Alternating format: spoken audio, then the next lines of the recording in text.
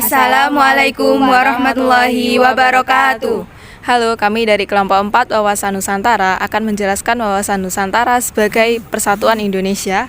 Dari media lukisan, Dr. Rajiman Widyodiningrat di Taman Edukasi Kebangsaan Universitas Jember. Halo, perkenalkan nama saya Ulfianti Nawangsi Rahayu dari Program Studi Pendidikan Bahasa dan Sastra Indonesia dengan NIM 220210402007. Di sini saya akan menjelaskan pengertian dari wawasan Nusantara itu sendiri.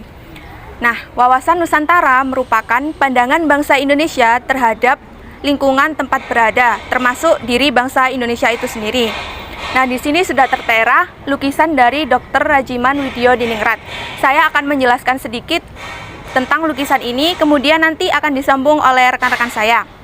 Nah, pada awalnya Rajiman Widyodiningrat ini merupakan seorang dokter yang kemudian dia mengabdi di berbagai daerah di Indonesia seperti di Madiun, Sragen, Semarang, Yogyakarta, hingga Lawang, Jawa Timur. Melihat situasi, kemudian beliau ini, Dr. Rajiman ini, melihat situasi di negara Indonesia yang kacau, hingga ia termotivasi untuk menjadi pejuang kemerdekaan bangsa Indonesia. Halo, perkenalkan nama saya Retnaulan Andari dari Program Studi Pendidikan Bahasa dan Sastra Indonesia dengan NIM 220210402014 akan melanjutkan penjelasan dari teman saya. Pada zaman pendudukan Jepang, Dr. Rajiman Widyodiningrat diangkat menjadi anggota Dewan Pertimbangan Daerah Madiun.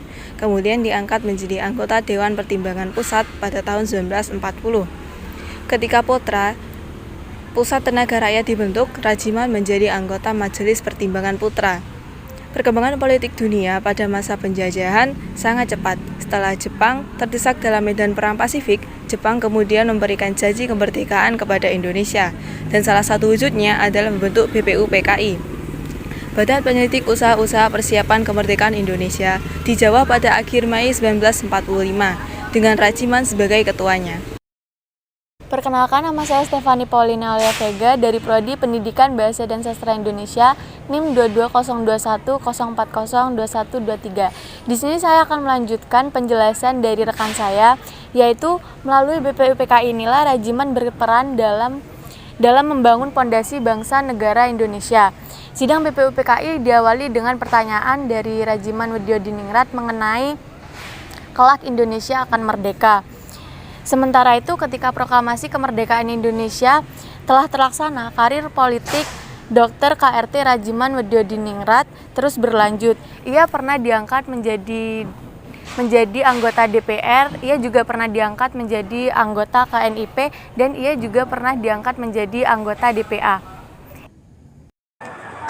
Hai, saya Syara Hanisal Putri dengan NIM 220910201138 dari Prodi Administrasi Negara Fakultas Ilmu Sosial dan Politik.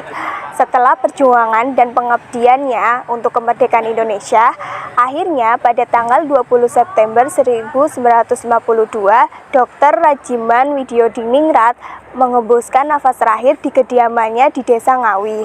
Jenazahnya dimakamkan di Desa Melati, Sleman, Yogyakarta, berdekatan dengan Dr. Wahidin yang telah membesarkannya. Rumah kediaman Dr. Rajiman Widyodiningrat kini telah menjadi situs sejarah yang berusia 134 tahun.